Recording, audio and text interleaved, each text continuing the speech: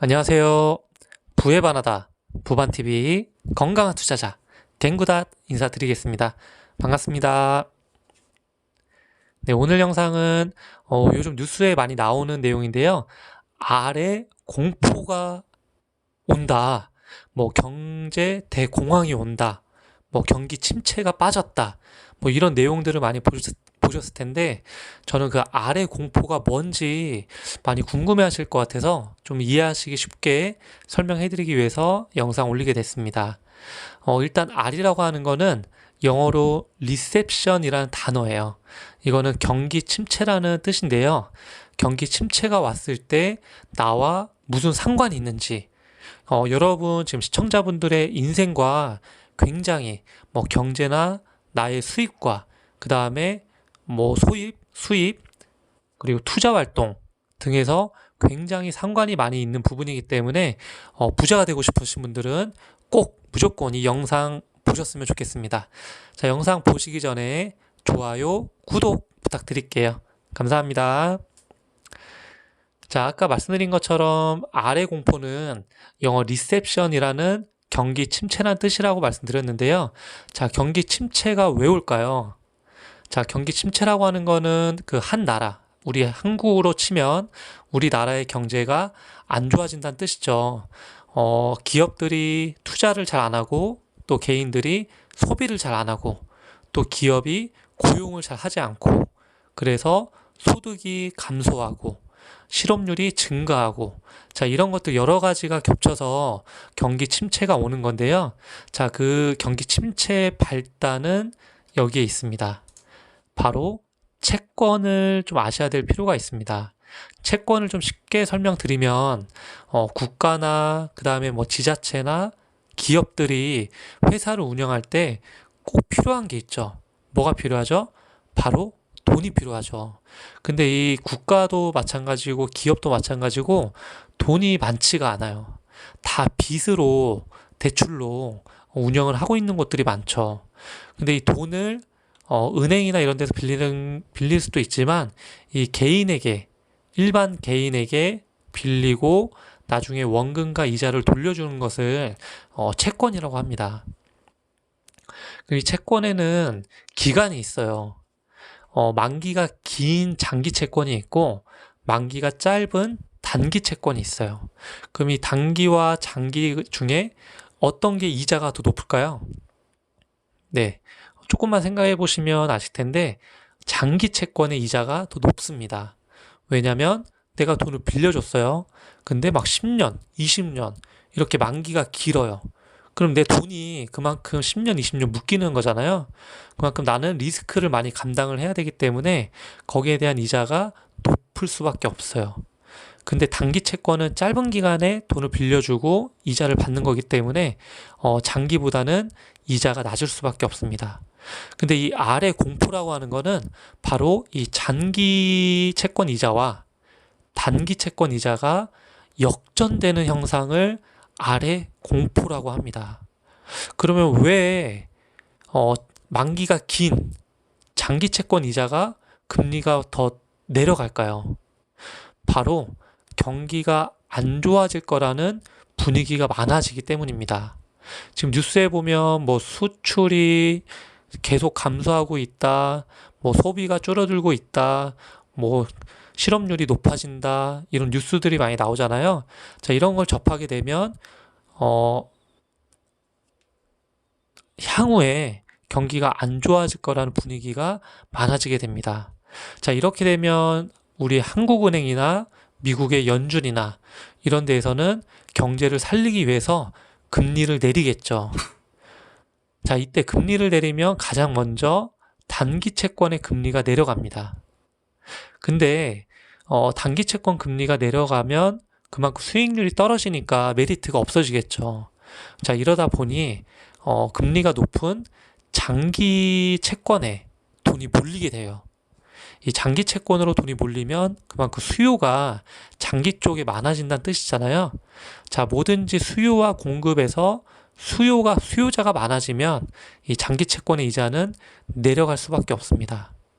자, 그러면 금리를 내렸을 때 단기 채권 이자가 떨어지는 속도보다 장기 채권에 돈이 많이 몰려서 수요자가 많아져서 이자가 내려가는 속도가 더 빨라지기 때문에 그렇게 되다 보면 금리가 역전이 되게 됩니다. 자, 이렇게 장기금리와 단기금리의 역전 현상이 발생이 되면 이 은행들은 진짜 경제가 안 좋아지겠구나. 나도 살아야 되겠다. 자, 이런 생각을 갖게 되고 은행들은 신규 대출을 막아버려요. 더 이상 대출을 안 해줍니다. 그리고 기존에 대출해줬던 대출금들을 회수하기 시작해요. 만기가 되지도 않았는데 미리미리 회수를 하게 됩니다. 그러면 기업들이나 개인들이나 돈이 필요한 사람들이 돈을 빌릴 수가 없잖아요. 그리고 내가 가지고 있는 돈도 대출금을 갚으라고 하니까 내 돈이 없어지겠죠. 그래서 유동성이 막히게 됩니다. 자, 그러면 이때 기업들은 어떻게 될까요? 기업들은 돈이 필요한데 돈을 빌릴 수도 없어. 기업은 투자를 해야지 계속 기술이 발전되고 경쟁에서 우위를 설 수가 있는데 돈이 없으니까 투자를 못 하잖아요. 투자를 못하면 기업의 수익이 줄어듭니다. 그러면 기업은 수익을 벌려고 운영하는 회사인데 어디에서 만회를 할까요? 자, 바로 직원들을 줄이겠죠. 자, 기업의 직원들을 줄임으로써 국가에서는 실업자들이 증가하게 됩니다. 그럼 실업자가 많아지면 그만큼 돈을 가지고 있는 분들이 없으니까 소비도 못 하겠죠. 그래서 물가가 굉장히 불안정하게 되면서 결국에는 경기 침체가 온다. 자, 이게 우리나라뿐만 아니라 모든 여러 국가가 동시에 일어나게 되면 경제 대불황이 오게 됩니다. 그러면 여러분은 앞으로 경제가 안 좋아질 것 같고 장기금리랑 단기금리가 역전이 되고 앞으로 경제 대공황이 올 것 같다. 자, 이런 생각이 드신다면 여러분이 해야 할 일들이 있어요. 바로 안전자산에 투자를 해 놓으셔야 됩니다.